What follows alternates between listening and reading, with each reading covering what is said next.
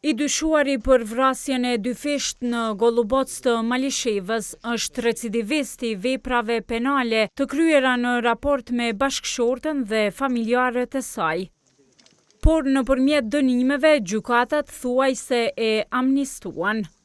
Më 30 mars të këtij viti, në ditën e festës së Bajramit, i dyshuari A.I. ushtroi dhunë ndaj bashkëshortës së tij, motrës së viktimave, pasi i kishte kërkuar që t'i zgjonte fëmijët nga gjumi, por ata nuk i ishin bindur. Sipas aktakuzës së cituar në vendimin e gjykatës themelore, ai e goditi gruan e tij me peshqir, më pas me shuplaka dhe e gjuajti me pjatën e ushqimit. Në dosje tregohet se Poadit, duke e ngrehur zvarre, ka futur në dhomë dhe e ka goditur me kablorryme derisa i ishte dukur e mjaftueshme, e më pas e ka larguar nga shtëpia.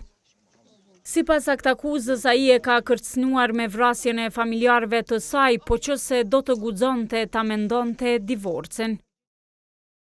Ti nuk guxon me munda mua se kam me t'vra familjen, kam me t'i faru krejt. Për dhunën e ushtruar, A.I. kërkoi falje në seancë gjyqësore e gjykata në Drenas i shqiptoi dënim me 5 muaj burgim e me 800 euro gjobë. Por 2 muaj pas, në qershor, gjykata e apelit ja zbuti këtë dënim në 3 muaj burgim e 800 euro gjobë.